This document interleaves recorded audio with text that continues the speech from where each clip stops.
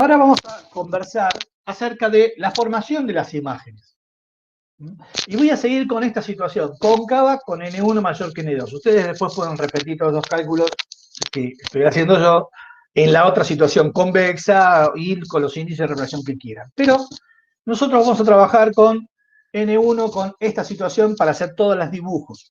No nos vamos a cambiar para no complicar.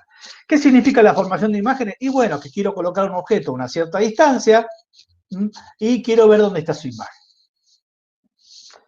Nosotros vamos a usar siempre un sistema de coordenadas fijo al vértice, con el eje X paralelo al eje óptico, ¿verdad? Coincidente con el eje óptico, ¿sí? Ven que pasa por el centro de curvatura.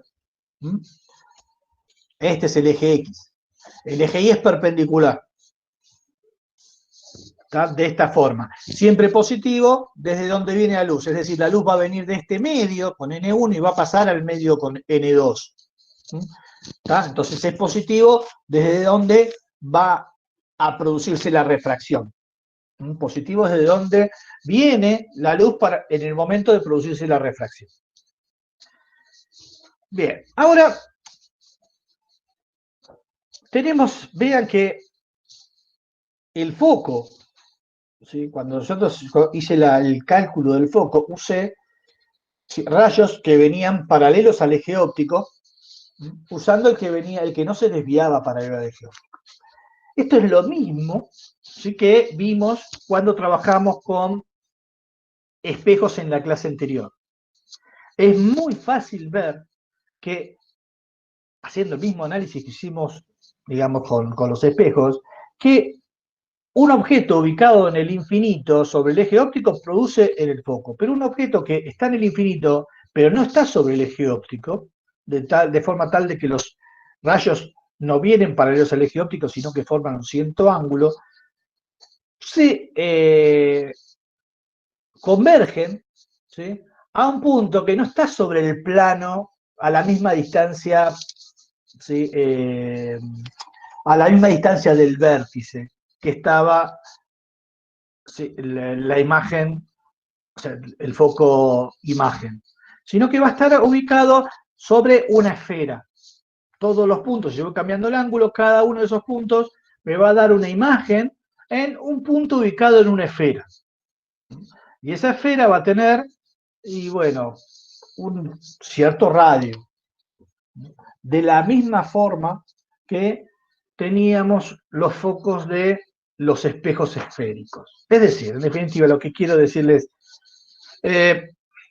si yo pongo un objeto grande, ¿sí? Comparable a la curvatura de la dioptra, lo que voy a tener es una imagen que no va a ser un objeto recto, va a ser una imagen curva. ¿Está? Una imagen curva. Esa aberración esférica que voy a tener está dada por la geometría de esta superficie, no la puedo eliminar. No la puedo eliminar. Pero si nosotros disminuimos la abertura, ¿se acuerdan? La abertura, limitamos los ángulos de la luz que entra a la dioptra, entonces podemos obtener, dado un objeto así flechita, vamos a obtener una imagen recta. En definitiva, lo que quiero decirle, gente, ¿sí? Que no podemos trabajar con una escala 1 a 1. ¿Sí? Siempre tenemos que trabajar en lo que se llama la aproximación paraxial, que es la misma aproximación que usamos para espejos esféricos. ¿Y se acuerdan qué significaba la aproximación paraxial? ¿Qué significaba limitar los rayos de luz, los ángulos que entraban? Básicamente era considerar que este objeto que está acá es muy chiquito frente a al radio. ¿Sí? Que era lo mismo que limitar, ¿sí? Que era, ¿se acuerdan? Cambiar las escalas y cambiar la curvatura, digamos, el arco, ¿sí? La superficie del de refracción, que es un arco de circunferencia, cambiarlo por la cuerda.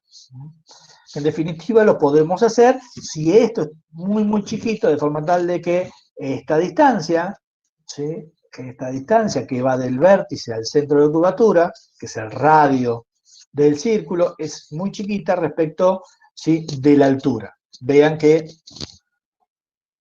yo reemplacé la dioptra esférica, la superficie esférica, por una línea recta.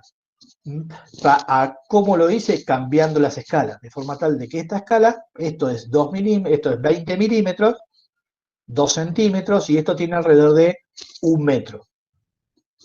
Así que esto es mucho más chiquito que esto, y yo puedo trabajar en lo que se llama teoría paraxial.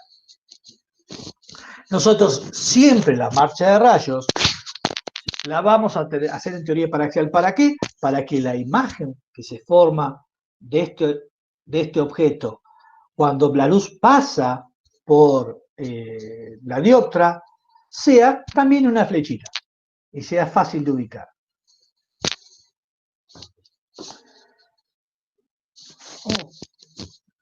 Vamos entonces a hacer la traza de rayos. Y para eso, ¿sí?, para eso voy a usar dos rayos. Dos rayos. ¿Por qué? Porque si bien tengo los conceptos de focos, yo en este momento, ustedes no saben cómo calcular los focos de una dioptra. Entonces, y como yo tampoco lo sé, lo que voy a hacer es trazar dos rayos que yo sí sepa cuál es su comportamiento. Hay uno que es muy fácil, que es el rayo principal, que es el que sale de esta punta y pasa por el centro de curvatura. Ingresa, alcanza la superficie, acá no parece que fuese a 90 grados, formando 0 grados como superficie, pero esto es parte de una esfera, ¿sí?, cuyo centro es este. Así que este rayo llega en forma perpendicular a la superficie, o sea, formando 0 grados con la normal, y por lo tanto continúa sin desviarse, de acuerdo a la ley de Snell. Ese es un rayo. Bien, ya tengo uno, me falta el otro. El otro es el que va al vértice. El que va al vértice alcanza, ¿sí?, a la superficie con un ángulo θ1. De acuerdo a la ley de Snell, ¿sí?, si N1 es mayor que N2, θ2 va a ser mayor que θ1, es decir, cuando pasamos de una insertación mayor a uno menor, ¿sí?, la luz, ¿sí?, se refracta con un ángulo mayor al de incidencia. Entonces, se desvía más, y acá, donde se cortan ambos rayos, ¿sí?, ahí tenemos la imagen. Vean que esta imagen es real, porque se cortan con los rayos, hay energía en este punto, ¿sí?, está invertida, porque mira para abajo, vean que esta flechita mira para arriba, esta flechita mira para abajo, y está aumentada. ¿Sí? Vean que esto valía 20 milímetros, y esto vale 40 milímetros. Entonces, ya tenemos más o menos las cosas de cómo es que se hace una marcha de rayos en aproximación paraxial para una dioptra. Profe, Sí, ¿puede repetir por qué es invertida? porque fíjate, esta flechita mira para arriba, para el lado de las I positivas, mientras que esta flechita mira para abajo, para Ah, ¿sí? ok. Por eso es Adentro. invertido. Los nombres son, vean que los nombres son a prueba, de Eduardo, ¿sí? O sea, son para que la gente pueda entenderlo rápidamente. Real, porque hay energía. Invertida, porque apunta en el sentido contrario. Y está aumentada porque mide más. O sea que los nombres que usamos, se usan en óptica, son bastante comunes. Bien, ¿qué quiero hacer ahora? Quiero encontrar alguna relación, porque acá ya está hecha toda la geometría. Quiero ver alguna relación que me permita hacer cuentas. Bien, ¿qué quiero relacionar? Quiero relacionar las coordenadas de esta flechita que está acá ¿sí? Las coordenadas de esta, que son, las coordenadas son, la coordenada X es S y la coordenada Y es H, con estas coordenadas, S' y H'. Si encuentro una relación entre estas, obviamente va a depender del índice de refracción y va a depender de la posición del centro de curvatura, que vean que la llame R, esta es la posición del centro de curvatura, esta R puede ser positiva o negativa. Para poder encontrar una relación, vean que acá se me forman algunos triángulos que se me forman. Ahí con estos dos rayos, con este rayo, ¿sí? Con la imagen, ven que se me forman dos triángulos. A ver, ¿ven? Se me forman dos triángulos. Estos triángulos son semejantes porque tienen un ángulo en común. Y por lo tanto, la tangente de este ángulo es esto dividido esto, y la tangente de este ángulo es esto dividido esto. ¿Sí? Bien. Ok, la tangente de este ángulo es esto que es positivo dividido esto que es positivo. Y la tangente de este ángulo es esto, ¿sí? Que para que sea positivo es menos h', porque h' es negativo, porque es una coordenada, ¿sí? Y ese' es negativo, así que esta distancia es r menos s', mayor menos menor. Entonces vean que sean semejantes estos triángulos, ¿sí? Me hace que valga esta ecuación. Eso es por un lado, ¿sí? El otro triángulo que vamos a usar son estos. Y vean que acá ya son los triángulos que están definidos por los ángulos θ1 y θ2. Tangente θ1 es h sobre s, tangente θ2 es menos h' sobre menos s'. Ok, ahora, como donde θ1 y θ2 son los ángulos estos que están acá, o sea, es el ángulo de incidencia y el ángulo de refracción, por lo tanto, vale la ley de Snell. Pero acá me aparecen los senos, ¿sí? Pero claro, si estamos en aproximación paraxial, entonces, bueno, las tangentes las puedo aproximar a los senos, porque los ángulos son todos chiquitos. Y si la aproximación de la tangente la puedo aproximar al seno, entonces este seno de θ1 es h sobre s, este seno de θ2 es menos h' sobre menos s', y por lo tanto, esta relación, digamos, la ley de Snell, me queda n1 h sobre s igual a n2 h' sobre s'. Entonces, bueno, me quedan dos ecuaciones, esta y esta, en función de dos incógnitas. ¿Cuáles son? Bueno, las incógnitas son, si yo conozco h y s, conozco n1, n2 y conozco r, es h' y s'.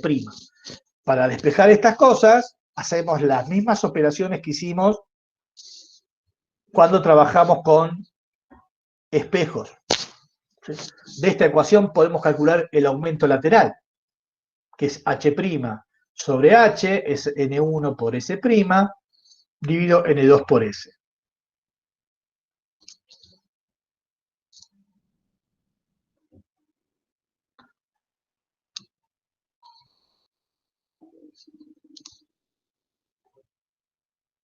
Y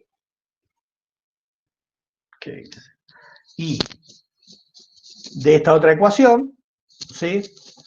Usando h' sobre h, h' sobre h, llegamos, después de una ardua, ¿sí?, deducción matemática, a esta relación. ¿Qué es? Perdón, acá este signo menos no va, eso es lo que me estaba molestando, ¿sí? Disculpen, corrijan después esto, acá hay un más. Pero introduciendo, sacando h' sobre h acá, ¿sí? Y introduciendo n1s' dividido n2 por s, y después de una serie de cuentas, ¿sí?, llegamos a esta relación. Esta relación nos da, es una ecuación muy similar a la ecuación que vimos en espejos, ¿sí? Muy parecida a la ecuación de espejos, lo único que, bueno, acá aparecen los índices de refracción, S es la coordenada del punto objeto, S' es la coordenada X del punto imagen, R es la posición del centro de curvatura. Esta ecuación, si bien la dedujimos, se deduce, lo acabamos de deducir de un espejo convexo, perdón, cóncavo, es válido para una dioptra convexa y para cualquier par de índices de refracción que se les ocurra. Pero ya que tenemos esta cuenta, ya que tenemos deducidas estas dos ecuaciones, vamos a ver cómo calcular el foco. ¿Sí? El foco objeto y el foco imagen. El foco objeto era la posición donde tenía que colocar un objeto para que la imagen se forme en el infinito. Entonces voy a agarrar esta ecuación, voy a poner que la imagen se forma en el infinito, y a ese lo voy a llamar F, simplemente por decir que es la posición del foco objeto, ¿sí? Y después de hacer una serie de cuentas, que es tirar esto, porque algo sobre infinito es despreciable, despejo F, y me queda que F es N1 sobre 1 menos N2 por R. Esta es la posición, ¿sí?, del foco objeto. Esto ahora ya sabemos cómo calcular el foco objeto, que hasta ahora no lo sabíamos. Pero también podemos hacer con el foco imagen. El foco imagen era la posición de la imagen de un objeto ubicado en el infinito. Entonces, para calcular el foco imagen, simplemente ponemos S infinito, S', lo voy a llamar F', para calcular esa posición, y lo que me queda, después de despejar, es que vale menos N2 sobre N1 menos N2 por R. Bien, estas son las formas que nosotros tenemos para calcular los focos, ¿sí?, de el foco objeto y el foco imagen de una dioptra bajo aproximación paraxial.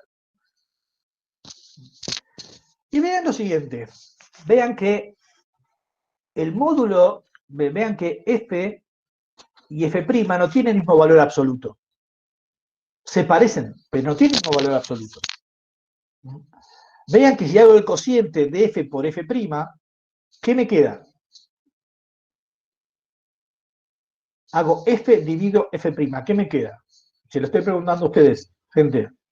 Hago F sobre F'. ¿Qué queda? Menos N1 sobre N2 por R. El R se va. Queda menos N1 sobre N2. ¿Sí? Es decir, N1 y N2 son dos cosas positivos, dos elementos positivos. De hecho, no valen lo mismo. Uno va a ser mayor que el otro. Así que podemos darnos cuenta que varias cosas. Primero, que no van a valer lo mismo en valor absoluto. Después, que van a tener distintos signos. Eso significa que uno va a estar de un lado del eje óptico y otro va a estar del otro lado del eje óptico. Y como no valen lo mismo, tampoco están a la misma distancia. Y además, ¿sí?, su suma va a dar las coordenadas del centro de curvatura. Entonces, vean una cosa. Cuando nosotros tenemos, esto es muy importante recordar en una dioptra, no valen lo mismo. ¿Sí? No valen lo mismo. Y vean que si yo sumo esto, es una coordenada. ¿Sí? Esto es la posición donde tengo que colocar un punto para que la imagen me dé en el infinito. Esta es la posición de la imagen de un objeto que está en el infinito. Si sumo esas dos coordenadas, ¿sí?, no son distancias, son coordenadas, eso me va a dar la coordenada del centro de curvatura. Vean que esta ecuación es muy engañosa, pero si tenemos F, nos permite calcular F' fácil. Pero no se usan radios, se usan coordenadas. ¿Sí? También podemos, si tenemos F y tenemos N1 y N2, podemos calcular F', ¿sí?, a partir de la relación F sobre F', que es menos N1 sobre N2. Entonces, para resumir, ¿sí? Las dioptras las podemos clasificar, ¿sí? En cóncavas o convexas, convergentes o divergentes.